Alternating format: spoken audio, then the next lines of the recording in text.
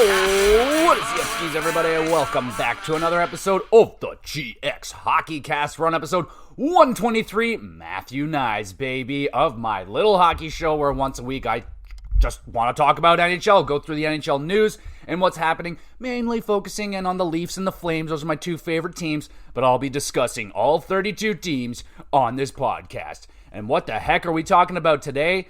Yo, I think we might be hitting the panic button in Nashville. This shit is getting out of control. We'll be deep diving into Nashville and see what the hell is going on over there. Some other teams that might be doing okay. We'll talk about the Sens. We'll talk about the Leafs. We'll talk about the Flames and some other teams that might be doing good/bad and all that stuff. Plus, goalies are getting paid like freaking crazy. We'll discuss that some more. But I think I want to start with Nashville because holy crap, man, they still haven't won a game yet. They are 0-5-0, 8th place in the Central. I'm guessing they're probably last place in the NHL because I think they're still the only team that has not won a game yet.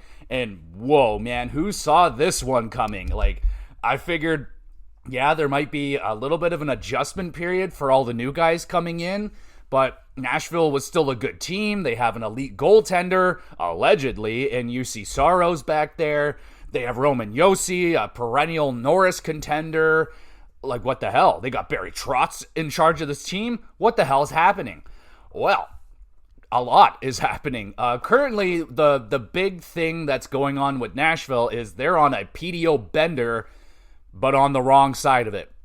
Everything is going not good for Nashville. They have, I think, a 4% shooting percentage right now as a team, which is impossible to maintain. There's absolutely no way that Nashville can maintain the play that they are currently on. Just zero puck luck and bad goaltending. You know, I don't like to...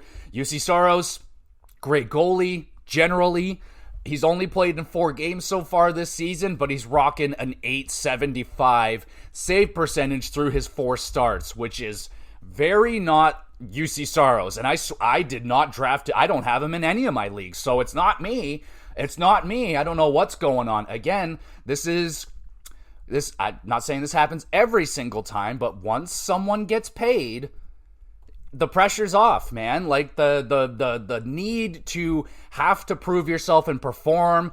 Now I have my contract. I am solidified for life. I have generational wealth now. Now that pressure's off. I don't have that flame underneath my ass consistently being like, this is it, buddy. You better perform right now or you're not going to get paid and your family's never going to get money and you're going to be a failure. A failure. But no. UC Saros getting paid. It's early. Like I said, the penalty kill has been atrocious.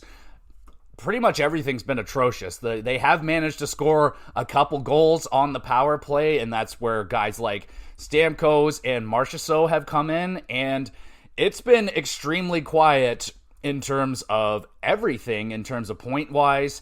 Forsberg, he's at a point per game. Marchessault's got 4 points in 5 games, but only 1 goal. I think he's been okay.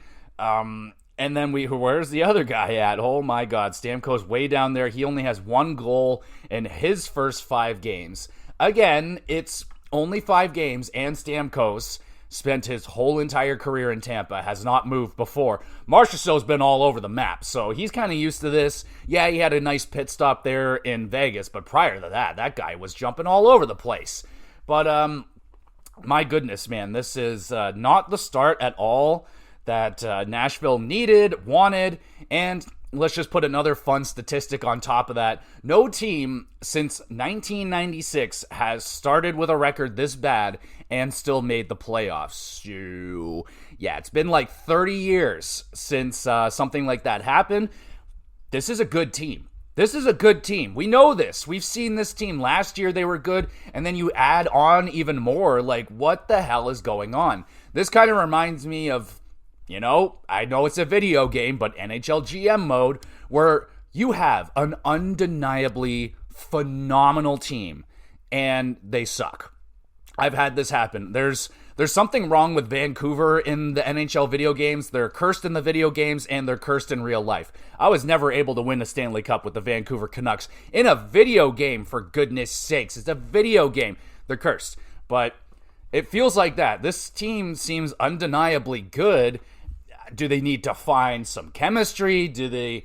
What the hell? Were they too far up their own asses? Like thinking, oh, we're so good. We're going right to the playoffs. And it's like, hold on, man. We got an 82-game regular season to get through foist. So, I don't know. Are they looking too far ahead in the future? What the hell's going on? Were the expectations too high and now they're gripping their sticks too tight? And shit is just bad right now in Nashville. The only thing that you can really look at and be like, okay, they have to get better than this because their PDO is so bad. They have to average out at some point. So the play is going to get better. Their goals for right now, they're 31st in the league. They're scoring 2 goals per game.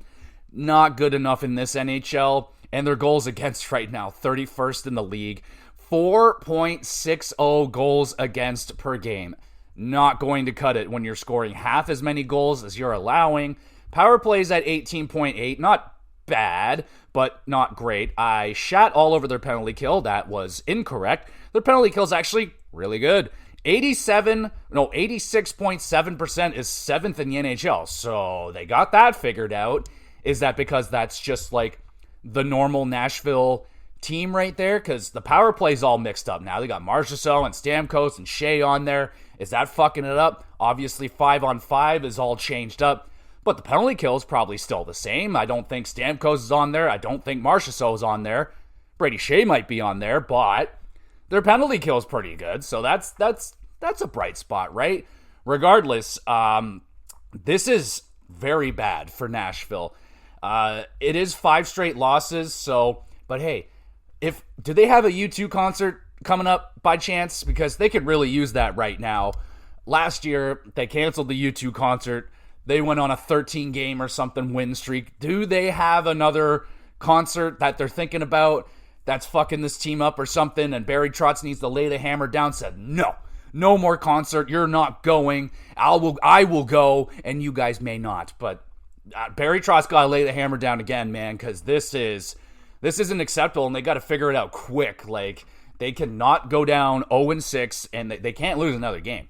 If they keep losing, that's going to become a hole that is going to take them a long time to get out of. Like, you got to get 5 wins just to get to 500. That's a lot of wins, man. 5 wins, that's a lot of wins. So this is, I keep saying it, but this is not looking good for Nashville. And let's take a look at the standings here and see how far out are they from the next team. So, in their own division of the Central, the Avalanche are still down there with them. That's not good. And they've had some wins, and they're still down there. So that goes to show Nashville's in trouble, y'all. So they have 0 points, of course.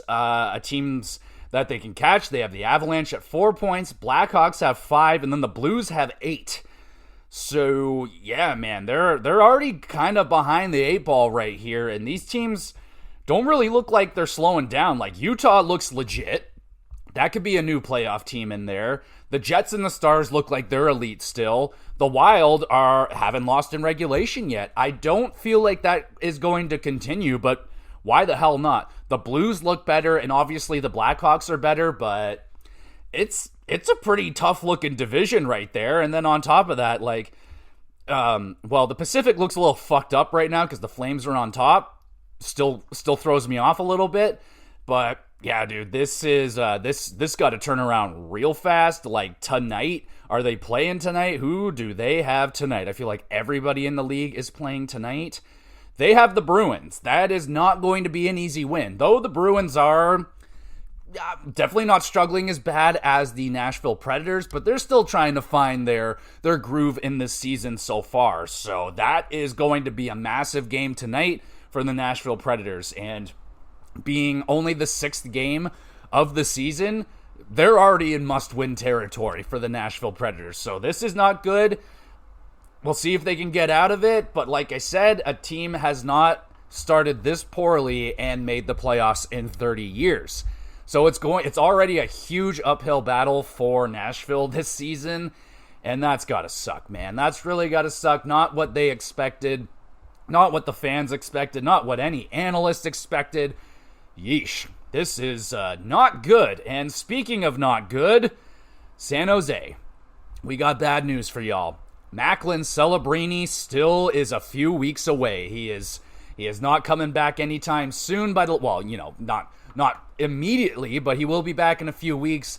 And as expected, San Jose doesn't look as awesome.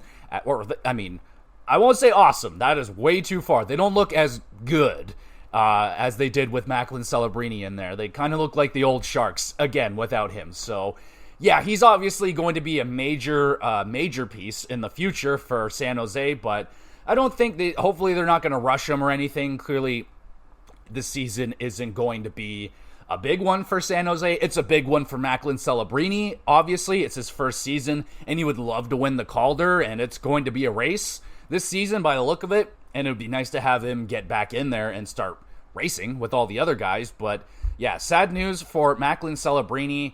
And I know Columbus fans out there, you don't want any more sad or bad news, but I got more bad news for you. Kent Johnson has been injured, and it looks like it will be long-term, which sucks because he was off to a great start, a start that he needed, a start that the team needed, and now he's injured. So that fucking sucks. Hopefully, when he does come back after a few, I don't know how long it's going to be. All I saw was long-term, which is never a good word.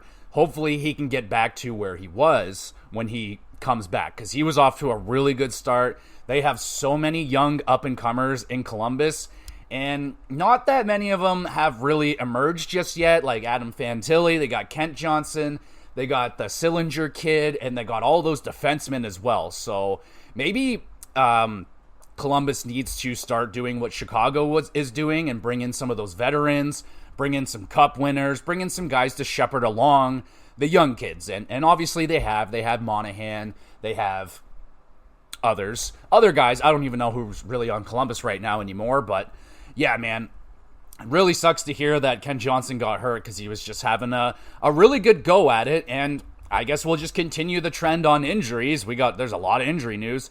Washington's Matt Roy will miss time due to injury, which sucks. I mean, the Capitals are doing actually pretty good right now.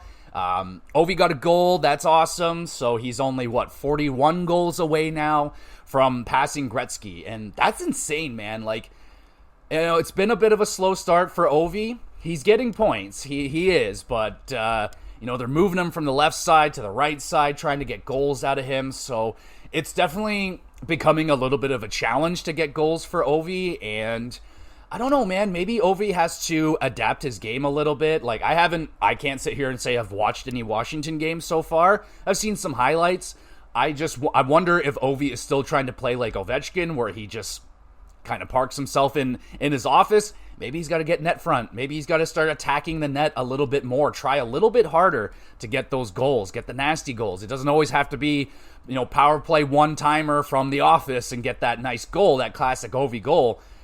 They're getting harder and harder to come by, so Ovi might have to start getting a little bit greasy, a little bit ugly to start getting these goals, and I don't give a shit. What do they always say about goals? They don't care. They don't ask how, they ask how many, so there you go. Hopefully Ovechkin can start tearing it up. Usually he'll go on some sprees where he scores like 5 goals in 3 games or 6 goals in 4 games, something like that.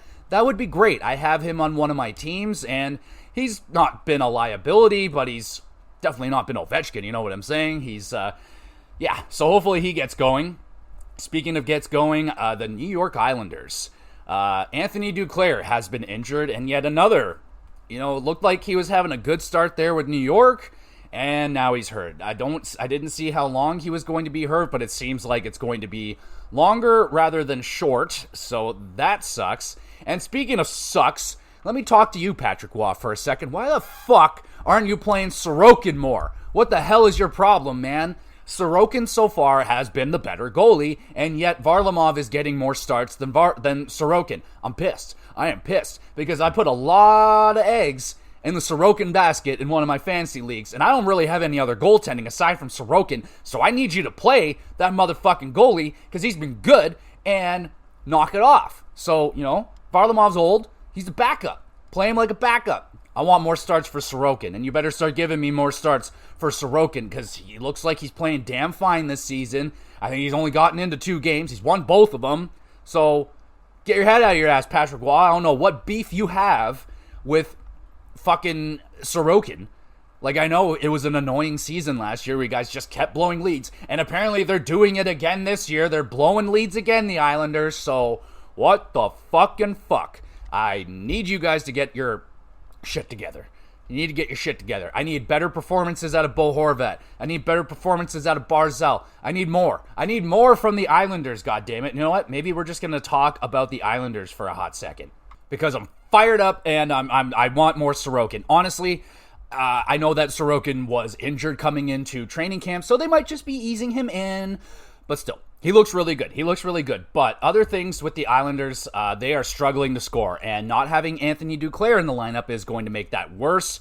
Noah Dobson has been a little bit crazy out there. I'm hearing not great things. He is leading the team in scoring right now with 4 points, I think it is. But yeah, he's been a little bit of a defensive adventure out there, apparently. Just making a lot of bad mistakes and bad plays, which is not good, because I've been a Noah Dobson supporter for the last, 3 years. I've been like, yo, this kid is underrated as fuck. Like, no one talks about him. He's like a point-per-game defenseman.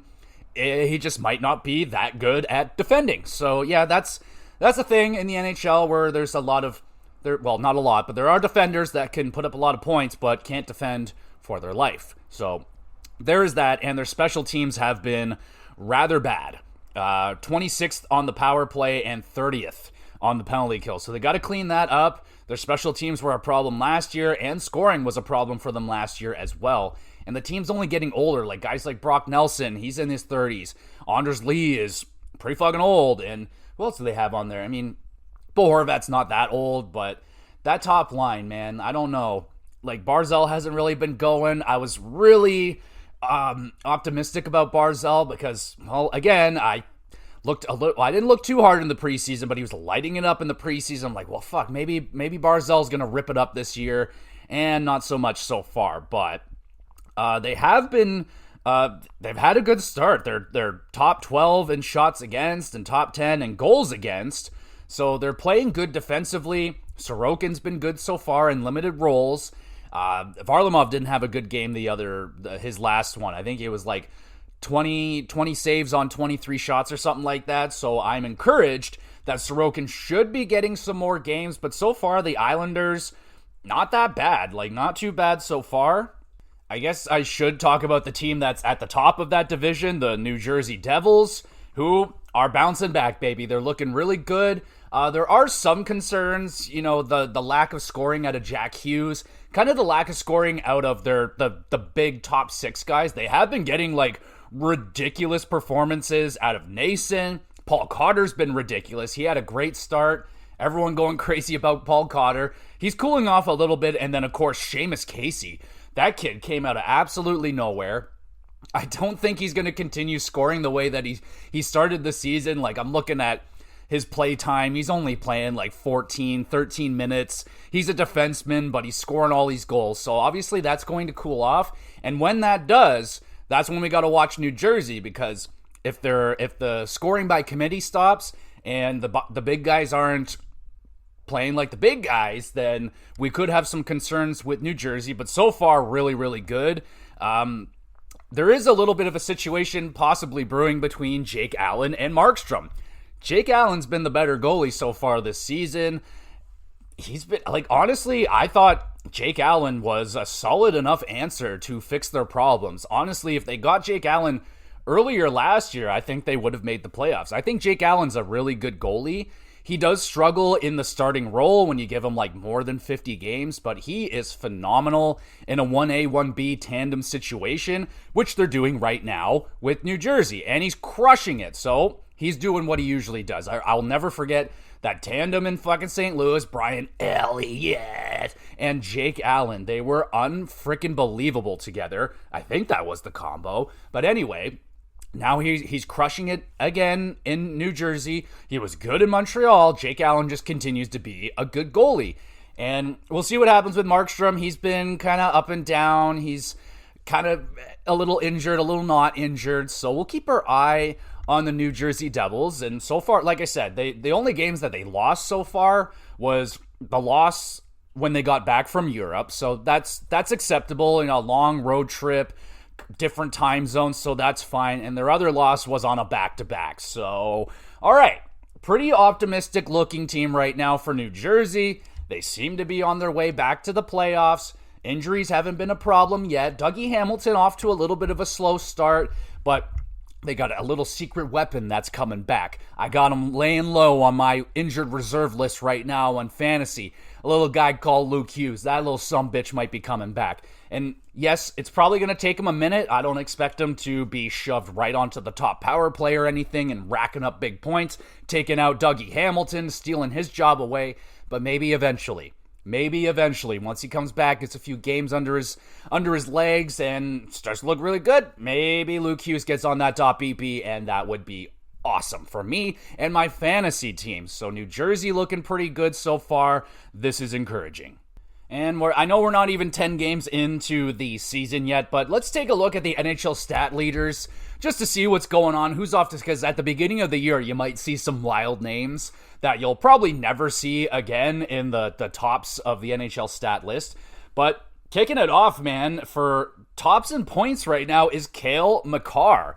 I didn't even notice that. Like, he is having a sneaky, awesome beginning to the season, and he is leading NHL defenseman in points by quite a bit. He's got a 5-point cushion already, so looking really good for Cale Makar early going. And Sam Reinhart. Oh, thank goodness. I was a little bit nervous with Sam Reinhart. I did draft him in, I think, 2 leagues, honestly, and you know, all the reports coming in are like, oh, Sam Reinhart, he's not going to produce the way that he did last year. Last year was ridiculous. 50-plus goals. He won't do that again. Well, he's got 12 points already, so he's off to a phenomenal start. The bread man and Artemi Panarin off to a great start with 12 points. We got Colorado Avalanche, Nathan MacKinnon. He has 11 points. Mikko Rantanen, 11 points. Evgeny Malkin is off to a fantastic start. The ageless wonder, so that's great for Evgeny Malkin. Kucherov, Jack Eichel, Mark Stone, Clayton Keller. All right, not a lot of strange names. There are no strange names there at all. That is slightly disappointing. But hey, good for Clayton Keller. I am rooting for that guy. I want him to explode, and I would love for him to become like a huge popular fan favorite over there in Utah. I feel like he already is, but Clayton Keller does not get the respect that he deserves. He is a phenomenal player, and I hope he gets his due this year. And if he could stay in that top 10, that would be amazing. That would be so cute. Goal leaders. We got Nikita Kucherov leading the charge with 7 goals already. Cole Caulfield, more like Goal Caulfield, 6 goals. Panarin's got 6. Ross the Boss Colton, baby. Yeah. I picked him up in fantasy. He's been dynamite. He is scoring so much. 6 goals for Ross the Boss. Dylan Guenther's got 5 still. Last time we talked about him, he had 5. So, maybe he's dried up. He's done. That's it. No more goals for Guenther. Chris Kreider, Sam Reinhart, Mark Scheifele up there with 5. Tom Wilson. Holy crap, this guy scoring in every freaking game. Ovechkin who? More like Tom Vetchkin. Will Vetchkin? I don't know. But regardless, Tom Wilson has been scoring. I don't know when that streak is going to end, but he's on my fantasy team, so I hope it doesn't end. And William Nylander rounding it out with 5 goals. Assists, Cale Makar leading the way with 10. Malkin's got 9. McKinnon, Jack Eichel. Logan Stankoven's in there with 7 assists. He's been doing really good so far. Definitely making a strong case for him in the Calder, even though he's already kind of played, but it is what it is. And Nick Schmaltz, baby, another guy that I love over there in Utah that doesn't get any love at all. He is awesome. And Stefan Nason still in there. There you go. That's the weird name right there. That probably won't be there next time we talk about it, so that's pretty key. And in terms of goaltending, how do we do that? No. Oh, I think I just have to scroll down a little bit further. I think I just saw Anthony Stolarz up there. All right, goalies. Wins. Connor Hellebuck, are we surprised, with 4. Ottinger, Ingram both have 4 as well. Good for Connor Ingram. Jacob Markstrom. I don't know why I just called him that, Jacob Markstrom. Joel Hofer. Hey, watch out over there. Joel Hofer might steal the job away from Bennington. Igor Shesterkin. Joey Decord's off to a pretty solid start. Vasilevsky. Got lit the fuck up by the Leafs last night. Let me tell you that right here, right now. Philip Gustafson's got 3 wins. And Sergei Bobrovsky. Wow, there's been quite a few shutouts. Everyone, these are all ones. But with shutouts already, got Jake Allen, Casey DeSmith, Cam Talbot, Kevin Lankinen, Joe Hofer, Lucas Dostal, Sam Montembeault against the Leafs with a 48 save shutout. Not a big deal. I will get over it. Jake Ottinger, Igor Shesterkin, and Connor Hellebuck. And listen to this one, motherfuckers. Goals against average, number 1, by a lot. Anthony Stolarz of your Toronto Maple Leafs with a stunning 1.83 goals against average. Next best is Sergei Bobrovsky with a 2.95.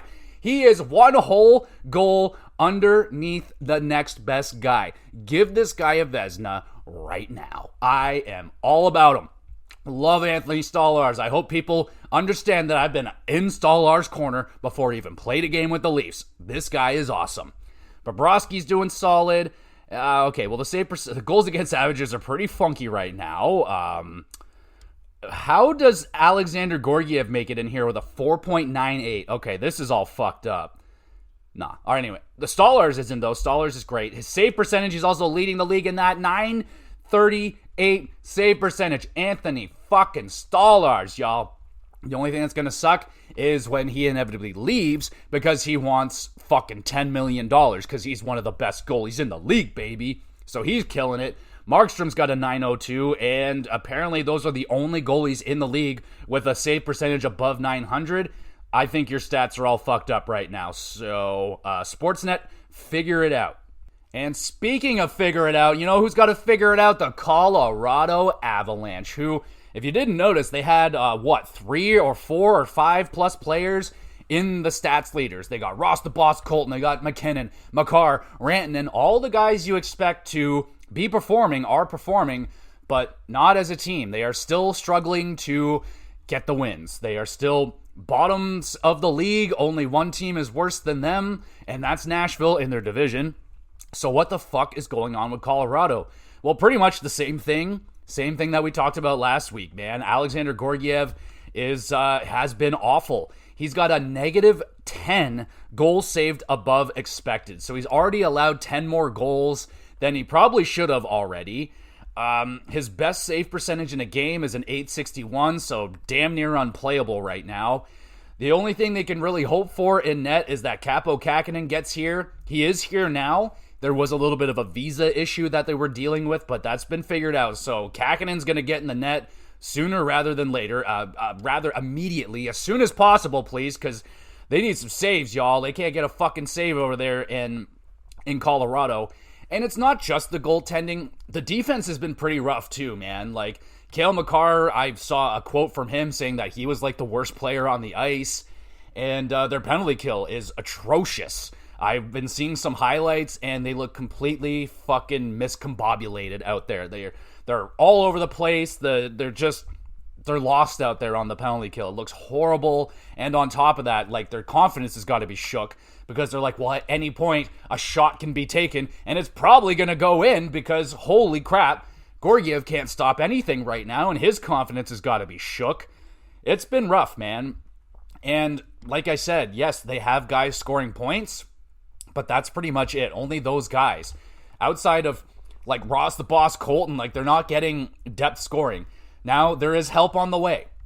They have Nichushkin. He is practicing again. He should be back in November, I think they said he's allowed to come back. He's still suspended from the player assistance program where he fucked up and was being a big old goofball.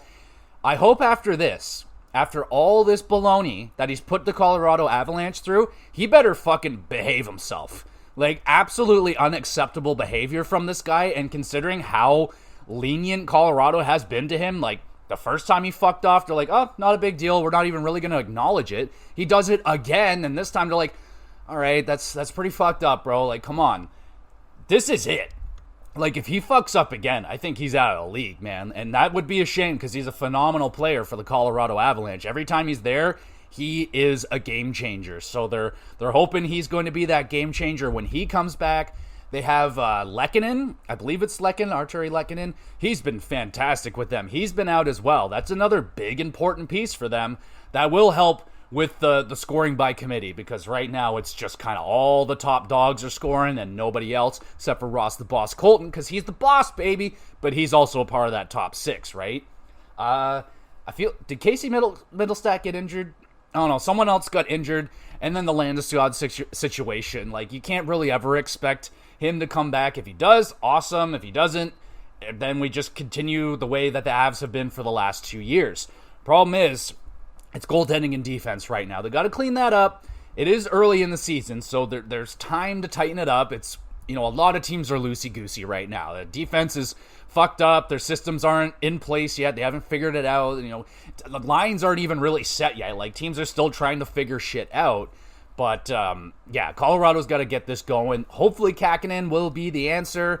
It's not a guarantee, man. Like, it's not a guarantee that he's going to come in there and be fucking phenomenal. Maybe he already has been phenomenal by the time you listen to this, but hopefully it turns it around. It feels very similar to Edmonton's situation, where the team is just so skilled and you really just can't see them missing. But, what if McKinnon gets injured? What if Makar goes down again? So we'll see, man. We'll see. It's still not looking good. They're still got themselves in a hole. They have won a couple of games now, so that's at least encouraging. They have found ways to win, unlike the Nashville Predators. But, also, Jonathan Drouin's been injured. That sucks. That really sucks, man, because Drouin was actually a really good piece to that offensive group last year. He had like 60-some-odd points. He found that chemistry with McKinnon. So that's just another injury for Colorado that they just don't need right now, man. No one needs injuries for their team, but especially Colorado right now. So we'll see if they can pull themselves. It's not a nosedive anymore. It's not a tailspin anymore. It's closer. It's close to a nosedive. It's pretty close, so hopefully they can pull out of it. We'll see what happens, man, but it has not been very good for the Colorado Avalanche. Who else hasn't been very good out there? Let's see. Who else do we got? All right. Well, these are all great starts. All right. Let's talk about some great starts. Let's go to Winnipeg. Winnipeg and their great start. Everybody disrespecting Winnipeg. I was listening to other podcasts, and they're all like, I don't think Winnipeg's going to be that good. They're going to drastically fall off. Hellebuck's going to be not as good, and there you go. Hellebuck is unreal. Excellent start for Connor Hellebuck. Excellent start for the Winnipeg Jets. I am super happy. Speaking of Hellebuck, congratulations. He just had his 500th start in the NHL, and I believe he won that game, so congratulations on that for Hellebuck. The Winnipeg Jets look like an elite team. Now, take that with a grain of salt, because this is kind of how it went with them last year. They had a great regular season, looked unfucking believable, and then got embarrassed in the playoffs. So, that's definitely going to be a stigma with the team right now.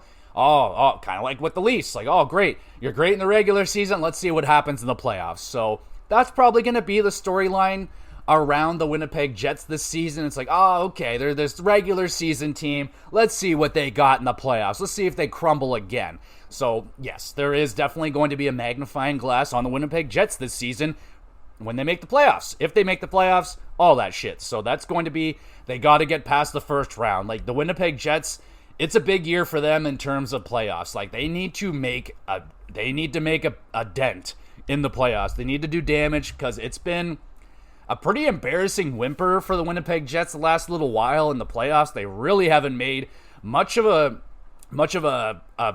impact on the playoffs since they made it to the third round, and that's back when they had Trouba and Bufflin and that ridiculously huge defense, and they were phenomenal. But a lot of pieces of that team are still there. Kyle Connor, Scheifele, Ehlers is doing really good this season as well. It looks like he's bouncing back from what was an okay season last year, but they want more out of him, obviously.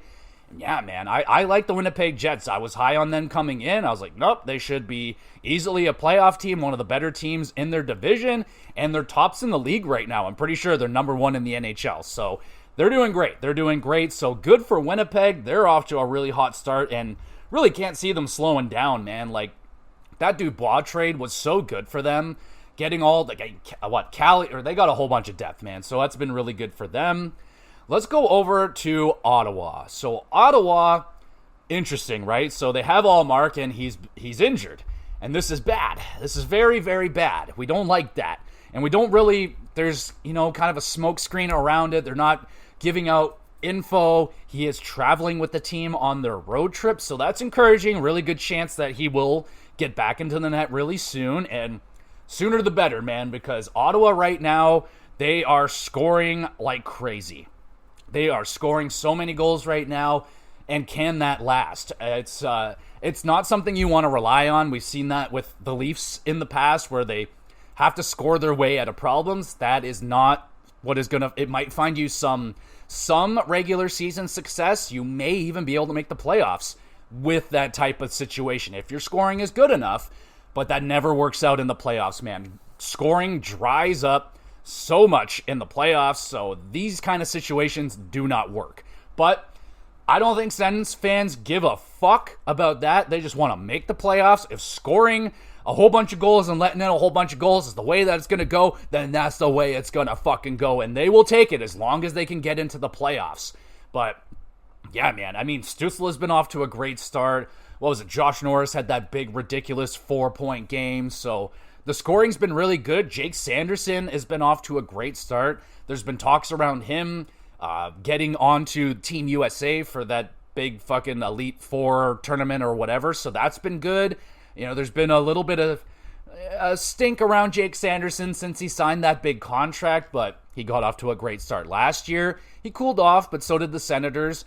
You need Jake Sanderson to continue this play throughout the whole entire season, which it can be hard for younger players to do that. They have to learn how to manage, the season. It's a long season, and there's a lot of things you're going to have to manage, injuries and all that shit. So hopefully Jake Sanderson continues to play good. Hopefully Stützle continues to play good. And again, that was my fault. Last year I drafted him, and he was not very good. He was definitely struggling to score goals. I feel like he's already got more goals than he did all last year. So yeah, that's just a slap in the face from Stützle to me right there. So I will probably never draft him again because he's cursed to me. So that's how that goes. But Ottawa off to an encouraging start, we'll say. We'll stick with an encouraging start. Now, there are worries. Like I said, the defense is a big worry. They're letting in a ton of goals right now as well, but as long as they keep scoring. All right, let's just get to Ottawa here. I don't know how the alphabet works. I think O comes after P, L, M, N, O. Oh my goodness, it goes before Ottawa. There we go.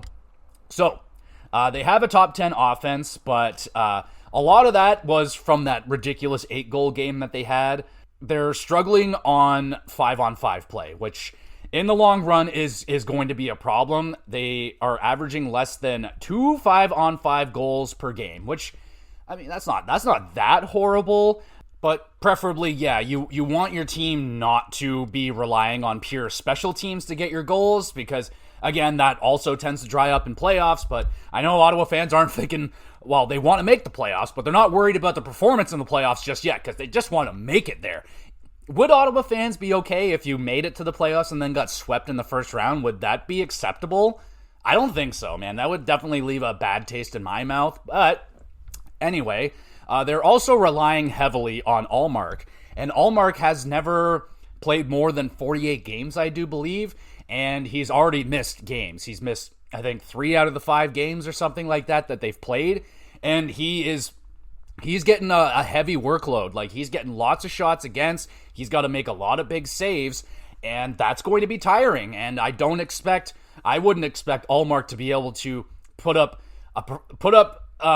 play this good and get lit up all the time and defense and penalty kill not be that great. I don't think he'll be able to keep it up for the whole entire season. He might be able to do it, but I don't even know who the fuck is their backup still. Forsberg, but I don't know. They might need to find another guy to help carry the load if they don't believe in their other backup goaltender.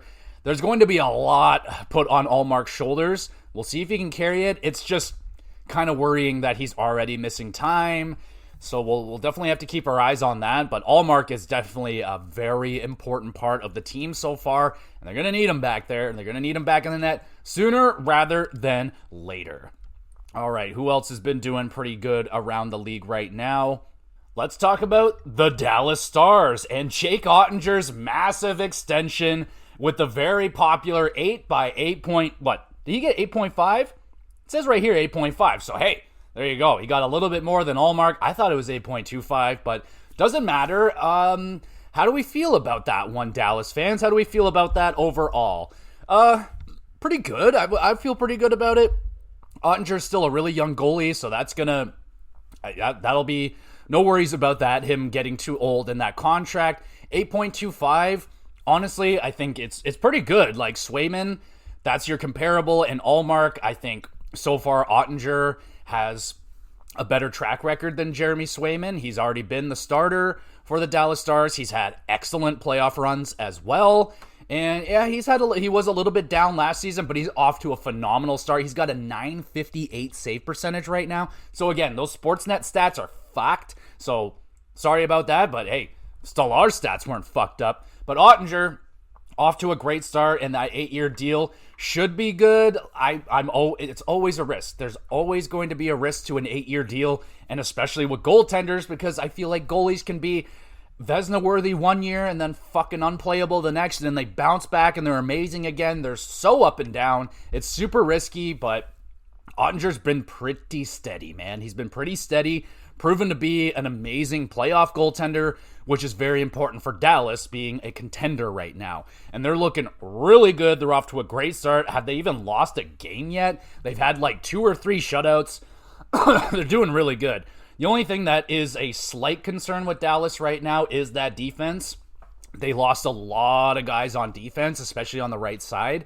And the top pairing, Heiskanen, and Harley have been Heiskanen hasn't gotten a lot of points. Harley hasn't gotten any points, really. I think they're getting outshot and outplayed 5-on-5 when they're out there. So a defense is definitely going to be something that Dallas should look to try and upgrade throughout the season, rather through trades or whatever the fuck they got to do. But definitely early signs, it looks like their defense could be a little bit weak. Would be good to strengthen that up before they get to the playoffs.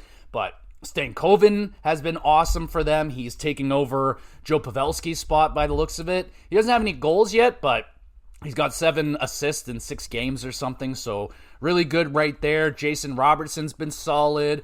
Yeah, man, the Dallas, there's really not a lot you could say bad about Dallas right now. They're just the Dallas fucking Stars. They're an absolute wagon. They're really, really good. They're my pick for the Stanley Cup winners this year. It would really make me feel better, though, if they upgrade that defense a little bit, because, yeah, it does look like they could go through some tribulation, some turbulence, if you will, throughout the season, especially if someone gets injured. There could be a problem there. But offensively, unbelievable. Goaltending looks awesome. We'll see where it goes from there. I think their penalty kill is also really bad right now. Got to figure that one out. But Dallas looks like an absolute wagon. They're doing real good. Wow, we're like 40 some odd minutes into this podcast and I still haven't talked about the Leafs. I guess we should talk about the Leafs, who have been pretty nice right now. Like, I'm really feeling pretty good. I watched the Steve Dangle video last night over the who the fuck did they play last night? The Tampa Bay Lightning, where they absolutely kicked the shit out of them. And Steve Dangle's video, he was, game 6 and he's going nuts. He is in love with this team. And let's talk about that. Why is he so in love with the Toronto Maple Leafs right now? Well, let's go back to Game 4, Toronto going up against Los Angeles. What a fucking game that was, man. That was one of the best games I've seen the Leafs play in a while. And one of the best things we saw in that game that everyone's talking about is Berube's timeout, and he fucking screamed his face off at the Leafs. He said, wake the fuck up, go hunting, and all of that. And in that moment, it was in that moment that the Toronto fan base fell in love with Craig Berube. He is now an untouchable in the Toronto realm. This man, he can walk anywhere. He can do anything he wants now in Toronto. He is a hero for doing what he did.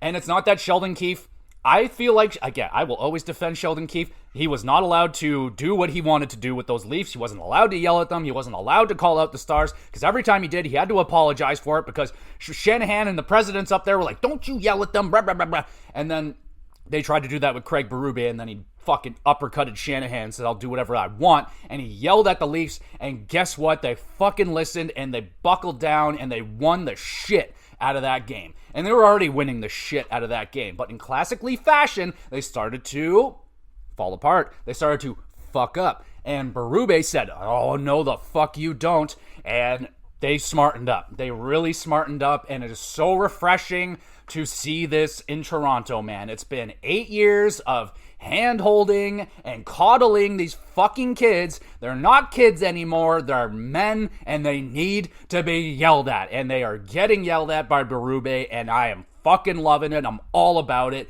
Guess what else I'm all about? Bobby McMatthews. What is going on? How is this guy not in the opening night roster? Blows my mind. He has been dynamite again. 2 goals in that game, and bruh, he looks excellent. He is an awesome addition to the team. He doesn't get a lot of minutes, but he makes a lot of use out of the minutes that he's getting. The power play is starting to click finally, thank goodness. It looked really ugly early in that game, but then it started to get it going.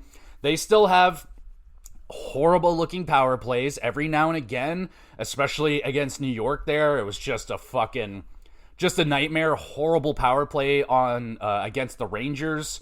But dude, Anthony motherfucking Stolarz, unreal, unfucking real. And let's just toss out that glove save on the goal line that he made against Tampa Bay the other night. Holy jumping. You can tell this guy is dialed. He is absolutely dialed in already, and that is great. No waiting period for Anthony Stolarz, no adjustment, no comfort levels needing to be waited for. This guy is set, and he looks outstanding. He looks so fucking calm and collected in the net. He is tracking pucks. He is making excellent saves. He's making timely saves, and everything that's getting by him, it's not going in because of his fault. I mean, what? Tampa Bay, fucking Benoit rolled into his own net and knocked it in. Like, what the hell are you going to do with that? So, Stolarz has, by far, I think, been the best Leaf on this whole entire team. He's been outstanding. Love him. And then there's the New York game. New York game was a little bit frustrating. That was definitely a test for the Leafs, and they failed. They failed that test. The clear error in that game was lack of traffic. No traffic in front of Shesterkin. Not even all that many dangerous attempts to Shesterkin. Yes, they got a lot of shots on him, but were they all that dangerous? No, they really weren't. Look at them. Every time I could see, like, Sorokin he's looking at the puck. There's no one in front of him. He's fine. He's going to make that save 99.9% of the time. And he did. He was fantastic. He was absolutely awesome. And yeah, that was kind of the big detractor out of that one, is they need more traffic in front of the net. And I don't know why they weren't doing it. Like, they didn't really try to do that throughout the whole game. I don't know what was up with that. It was just not the best game. And a lot of talk on John Tavares. Let's talk about John. I'm a huge defender of John. But this year he looks pretty rough. Pretty rough start so far. Now, there is a sickness going on, and he had that sickness, so he could still be recuperating from that. But yes, he looks slow. He looks a step behind the team. He was missing the net on really, really good chances, which is not normal. And honestly, I noticed, especially in that New York game, they were missing the net a bunch. Like, I understand they're trying to pick the corners. They need to shoot high on Shesterkin to score, but sometimes you can shoot for the rebounds, man. Shoot for rebounds. Like, those are the things that are going to get these goalies the second and third chances. Like, you got to go for those. You're rarely going to beat a goalie like Shesterkin with a clean shot, even if you're in the slot all by yourself. Like, it's tough, and Shesterkin showed that. He can make a lot of great saves. Saves that normal goalies don't usually make, he can make them. So, yes, John Tavares looks like he's a step behind. This was all part of the plan. We all knew this. Here we are. Final year of the $11 million contract, and he's not an $11 million player no more. That was what was to be expected. We all saw this coming. A little bit surprised they haven't really shifted him over to the wing much. He's just slow, man. He's slow. He's still good in the corners. He's still good in front of the net. He's got great hands still, obviously, but yeah, I mean, speed-wise, it's a problem, and you're going to need that speed in the playoffs. What's the future hold for Tavares? Like, what's the next contract look like? Is he still going to be a Leaf? Does he still fit with this team? Like, Steve Dangle made the point that he doesn't really fit the mold anymore. Like, there's other people that could replace him and be better. Like, Max Domi, a second-line center, would be great. I don't know, man. Like, I really don't want to think about it too much because I love John Tavares, and I'm expecting him to get out of it. I think he'll have another really good year. 60 points I'm hoping for. I would love for him to hit 30 goals, but this start has been rough for him. I'm hoping it's just the sickness that's doing a number on him right now, making him look worse than he actually is. But we'll definitely be keeping an eye on Tavares. It's not like he's going anywhere. They can't trade him. They won't trade him. And yeah, we're gonna have to find a better role for him or something. I don't think center is where he should be right now. I just don't think he's fast enough for it. We'll see what happens. Like, I would love him net front. I would love him in the corners and stuff like that. And he's still on the top power play. Like, how much longer is that going to continue until someone else takes it? Like, who else could take it? I don't know off the top of my head what the power play units are right now, but Tavares could easily slide down to that second unit, and that might be good for everybody. That might be just a good thing to do. So we'll keep our eyes on that, and I'll keep my eyes on John Tavares and see if the play does get a little bit better. But yeah, man, it's not been a great start for John Tavares. Is he cooked? I don't know, man. I don't think he's cooked.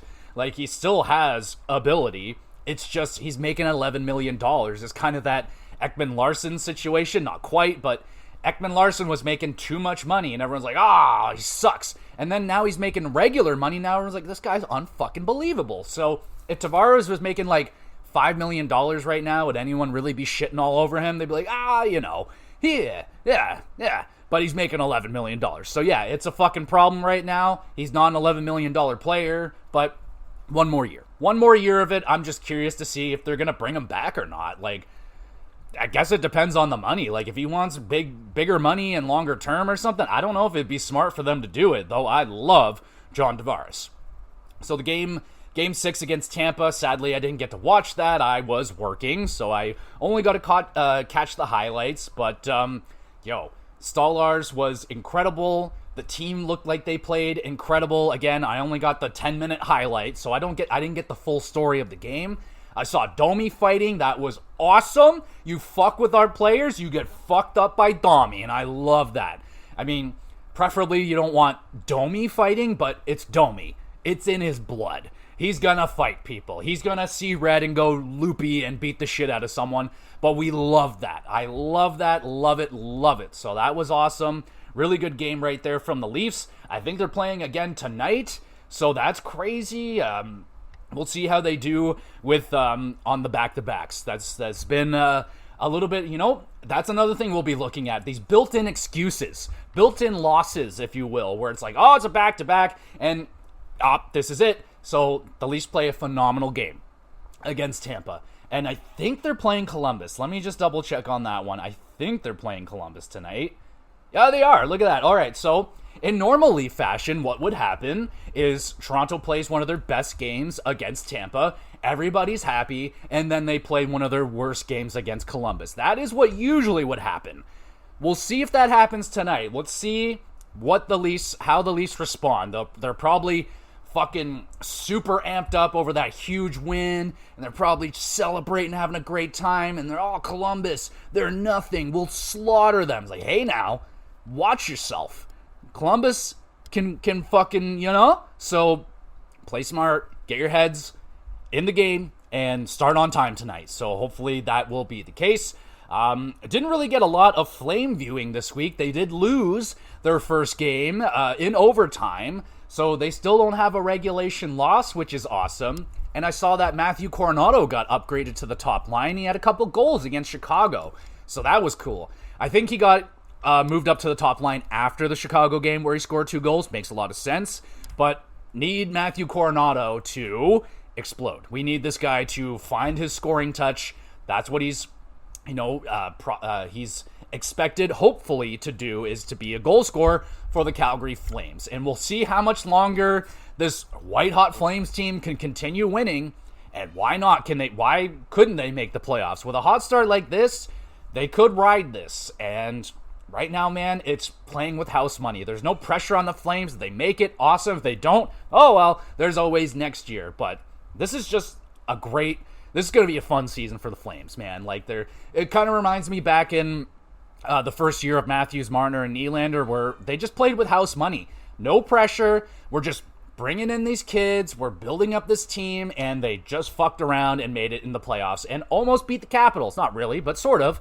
Maybe Calgary can have a fun season like that. Maybe they make it in the playoffs and they have a fucking massive upset against Edmonton or Vancouver. I know that would be horrible. Maybe even Winnipeg. That would be horrible. I don't want them to take out a Canadian team. That would not be cool. But shit, man, this has been an awesome start for Calgary, and I'm having a good time with it. Having a good time. Hopefully I can watch some more. I think they only played like once so far since last time I talked about them. But regardless, the Flames are off to a very hot start, and this is awesome. And speaking of awesome, we got a few milestones that I need to shout out in Pittsburgh. I think I got these right. I don't know. Something feels wrong. But Malkin, 500 goals. Congratulations. Like I said, he's off to a really hot start this season. And Crosby hit 1,600 points. So congratulations to Crosby. 1,600 points. That's insane. That's insane. Oh, also one thing with Pittsburgh. While we're here, there could be a goalie controversy incoming. So Nedeljkovic is going to be coming back, which means more than likely Blomqvist is going to get sent down because he can clear waivers without any problems. But the Tristan Jarry problem is Jarry going to get waived? Could Jarry get traded? Because Blomqvist has been better than Jarry so far, and Nedeljkovic was excellent for the Pens last year. We'll see if he can recapture that play this season, and if he does, there might be a problem in net, a good problem in net, sort of, I guess, with Pittsburgh. Could they get out of that contract from Tristan Jarry? Could they just waive him and send him down, and then they can go with Nedeljkovic and Blomqvist, and then maybe have some salary cap freed up, and then they could do something? I don't know. There's definitely something there with the goaltending in Pittsburgh. Also, I have to shout out my boy, I don't know him at all personally, but he's my boy, Luke Schenn. 1,000 games played in the NHL. I don't think a lot of people saw that one coming, but he fucking did it, and he made it, and what a career. I mean, he's not gonna go down as one of the greatest defensemen of all time by any means, but what a career, man. The fact that he's played 1,000 games, and he just seems to be getting better still. He seems to just get better at defense. He's awesome, man. I love Luke Schenn. I'd love to have him back one more time, but he makes too much money now. And also, Tyler Myers making it to 1,000 games. There you go, everybody. So that's a fucking 1,000 games right there for Tyler Myers. Now he, again, another one kind of like Ekman Larson. He was making too much money. Now he's making like reasonable money. Now people don't fucking hate on him all the time. Now he's like, oh, he's Tyler Myers. He's fine. He's all right. So congratulations to Luke Schenn and Tyler Myers. Now, I want to finish off with a little bit of a fun thing, because I saw this question asked on another podcast. I'm like, I'm doing this. This is so much fun. I know Canadian Thanksgiving has passed, but American Thanksgiving is still upcoming. So the question is, what is your Thanksgiving starting lineup? So that's going to be five players, and the goalie will be dessert. How's that sound? So my Thanksgiving starting five, and I encourage anyone out there listening, viewing, hit me with your Thanksgiving starting five, your starting lineup of Thanksgiving. So starting, turkey.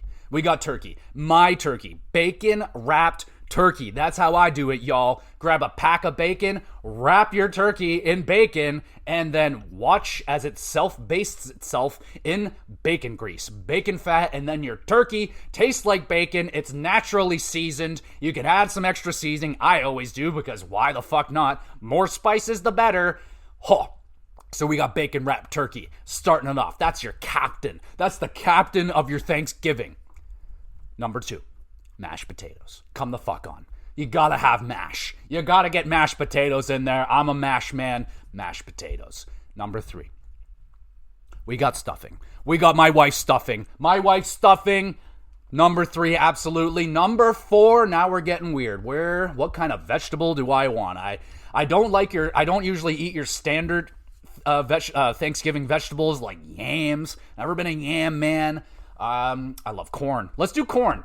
If in a perfect world, corn on the cob. I fucking love corn on the cob. Those little mini ones would be even better. Give me like 50 of those some bitches. Number 4. Number 5 in the starting lineup, we got gravy, y'all. You gotta have gravy. Turkey gravy would be preferred, but brown, sure, why not? I'll take brown. Beef gravy, fuck it, I don't care, but turkey gravy would be preferred for the turkey dinner. That would be great. That's my starting lineup. That is your entree. That is the meal. Now dessert, starting in net, is pumpkin pie. Pumpkin pie, I'm a pumpkin pie bitch. Actually, well, my favorite pie is coconut cream pie, but those are hard to come by, and especially a good one.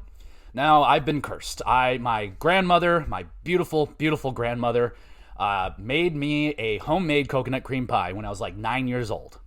I did have to consume a whole bowl of cream of broccoli soup and a massive pill of fish cod liver oil. But once I was done that torture, I was delighted by the best tasting, still to this day, the best slice of pie I have ever had in my life. And that was over 20 years ago. My life has not been the same. But coconut cream pie, if my grandma was still with us and she can make me that would be it. But pumpkin, I'll take a nice pumpkin pie. I had the Costco pumpkin pie this year. It was massive. My wife wasn't into it, so I got to eat pretty much the whole fucking thing by myself. I am a pig. I feel disgusted with myself, but it's okay. That's fine. That's my starting lineup for turkey. Thanksgiving dinner. Hit me with your starting lineup for Thanksgiving. And there we go, everybody. That's all I wanted to talk about. I want to finish it off with Thanksgiving because I love talking about Thanksgiving.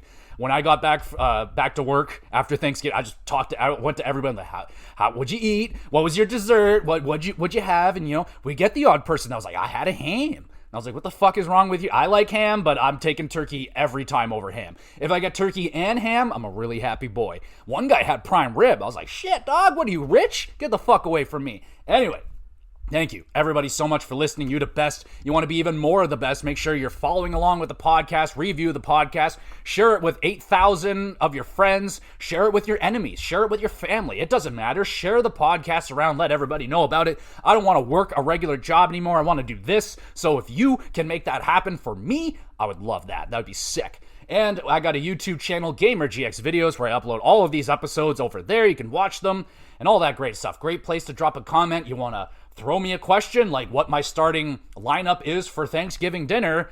Preferably, I'd like things about hockey, video games, or wrestling, but throw them out there. It doesn't matter. There's an email address where my door is open for everyone and anyone. If you want to have a private conversation, there's a Twitter page as well you can follow along with where I put up announcements and all that great stuff. Let you know when the episodes are out as best as I can. I'm only human.